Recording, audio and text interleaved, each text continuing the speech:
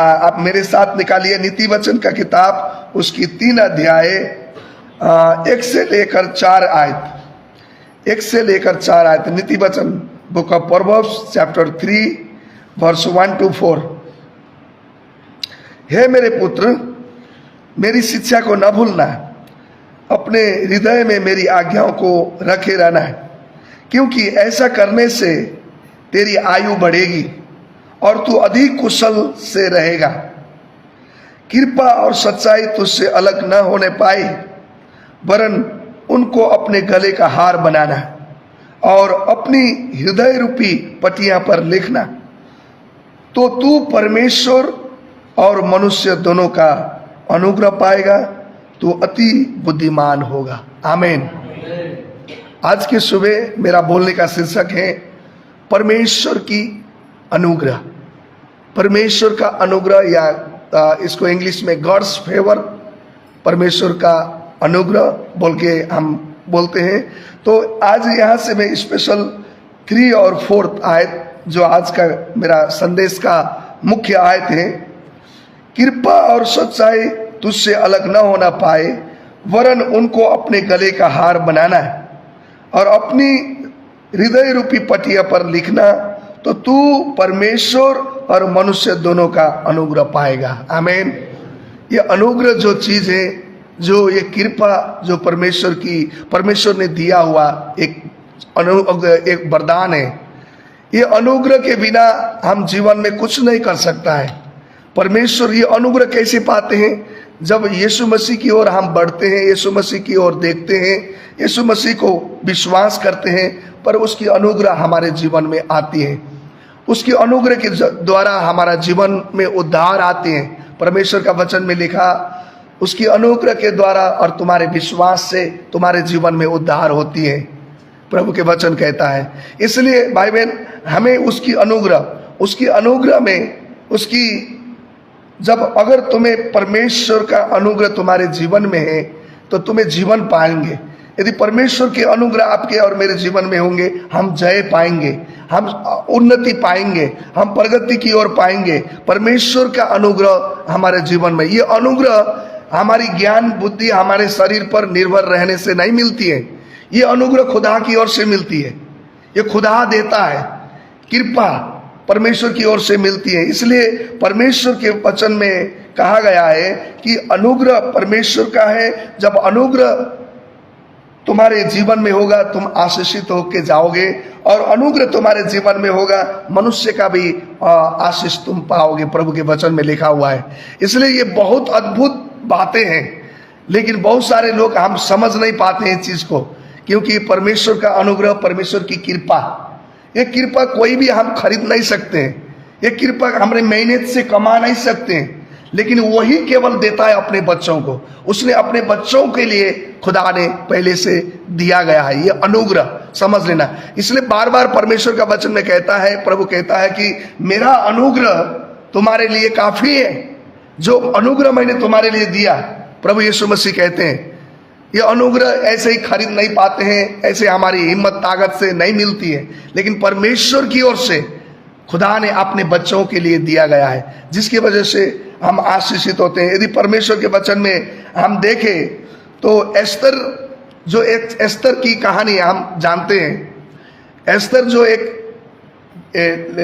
यहूदी लड़की थी, और एक बार क्या हुआ, ये अक्षयर्ष बोलने वाला एक राजा था, और उस राजा ने ऐसा हुक्म जारी किया कि देश में जितने भी जो कुंवारियां हैं वो लेके आए, और वहां पर जो सुंदर है उसके साथ शादी करने के लिए राजा चाहता था। बहुत सारे लोग वहां पर इकट्ठे हुए, बहुत सारे कुंवारियां अलग अलग जगह से, लेकिन एक एस्तर बोलने वाला, ये इसका बाप नहीं था, लेकिन अपने चाचा के साथ में रहती थी।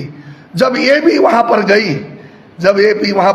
गई तो क्या हुआ कि वहां पर जब राजा ने उसको देखा, तो राजा ने देखने के बाद उसको लगा कि यही मेरी रानी हो सकती है, बोलकर उसके जीवन में उसने एस्तर को अपना रानी बनाया। बहुत सारे लोग थे वहां पर, लेकिन परमेश्वर के अनुग्रह उसके ऊपर हुआ, और वो लड़की पर, और राजा ने उस स्त्री को वहाँ से चुन लिया अपने रानी के लिए। देखा जाए तो बहुत सारे लोग मेकअप करके शरीर में बहुत सारी चीज़ें करके भी आए होंगे, लेकिन ये लड़की जो एक अनाथ थी, इसके कोई ऐसे देखे तो इसके माता पिता नहीं था, ये अपने चाचा के साथ रहती थी। लेकिन परमेश्वर की अनुग्रह इसके ऊपर हुआ और राजा ने इसको छेर्स राजा ने इसको अपने रानी के लिए नियुक्त किया, ये क्वालिफाई हुई। तो कहने का मतलब ये है कि परमेश्वर की अनुग्रह जब आते हैं आपको कुछ करने की जरूरत नहीं होती है। परमेश्वर ऑटोमेटिक परमेश्वर की अनुग्रह से ये काम होती है, जो अपने बुद्धि से, अपने बल से, अपने शक्ति से हम कितने दफा करने की कोशिश करते हैं। लेकिन नहीं, हमने परमेश्वर पर भी विश्वास करना है, उसकी बातों को सुनना है, उस पर भरोसा करना है। जब उस पर भरोसा करते हैं, परमेश्वर अपना अनुग्रह आपके जीवन में और मेरे जीवन में उड़ल देता है। आप सब लोग ने सुने होंगे, बाइबल में ऐसा कहानी है, यूसुफ नाम का एक व्यक्ति है। यूसुफ नाम का जो व्यक्ति है, इसके अपने भाई लोगों ने इसको मारकर और गड्ढे में डाल दिया। गड्ढे में डालने के बाद बोलते हैं कि कोई भाई बोलते हैं इसको गड्ढे में से निकालो, इसको मिथानियों के लोगों को बेच दो, और इसको अपने भाई को बेच दिया। और बेचने के बाद ये मिस्र में इसको गुलामी अवस्था में लेके गए, एक पशु की तरह, एक जानवर की तरह इसको जीवन में हुआ था। लेकिन परमेश्वर के वचन में ऐसा लिखा कि परमेश्वर की फेवर, परमेश्वर की अनुग्रह यूसुफ के साथ में था, जिसके वजह से परमेश्वर ने उसके जीवन में बहुत सारे मुश्किल आने से भी उसकी अनुग्रह की वजह से उस देश का एक प्रधानमंत्री बनाया। हालेलुया। ये अनुग्रह है जो हम अपने बुद्धि से, अपनी शक्ति से, अपने बलबूता से नहीं कर सकते हैं। लेकिन परमेश्वर की अनुग्रह जब आपके जीवन में आती है, मेरे जीवन में आती है, वो हमारा काम कैसे होता है हमें पता ही नहीं चलता है। परमेश्वर ऐसा काम करने वाला परमेश्वर है। लेकिन आपको और मुझे क्या करना है? केवल परमेश्वर पर भरोसा करना है, परमेश्वर की बातों को सुनना है और परमेश्वर की बातों पर मनन करना। ये तीन चीजें, अनुग्रह की आशीष आपके जीवन में बढ़ना चाहते हो भाई बहन, आपने तीन चीजें करना है। पहली बात, परमेश्वर की बातें सुनना। देखो, आपने सुना होगा नूह बोलने वाला व्यक्ति, नूहा को परमेश्वर ने बोला कि जहाज बना, और वहां पर बहुत सारे लोग, क्या हुआ था कि वहां परमेश्वर मनुष्यों को, जानवरों को, जो रेंगने वाले वस्तुओं को, सब चीजों को वो नाश करना चाहता था, क्योंकि वहां दुनिया में पाप बढ़ गई थी, परमेश्वर के विरुद्ध हो गए थे इंसान, सब कुछ है, इसलिए परमेश्वर सब कुछ को नाश करना चाहता था। और परमेश्वर ने नूहा को बोला तुम जहाज बना।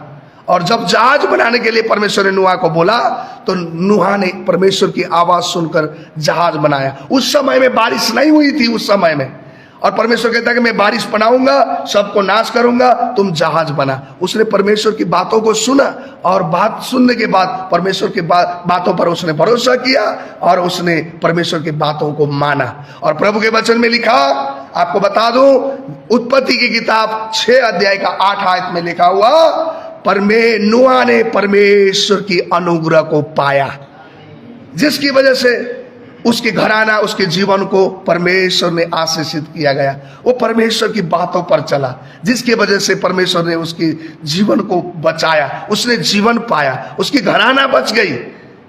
कहने का मतलब, जब हम परमेश्वर की अनुग्रह में आते हैं, ये अनुग्रह खुदा देता है, खुदा की ओर से है, ये हम अपनी ओर से नहीं दे। जब अनुग्रह आती है, आपके जीवन बढ़ने लगता है, आप प्रभु की ओर आगे बढ़ने लगते हैं, आपकी कामकाज भी आशीषित होने लगती हैं, आप परमेश्वर के लिए भूखे प्यासे होना शुरू करते हैं। ये अनुग्रह से होती है।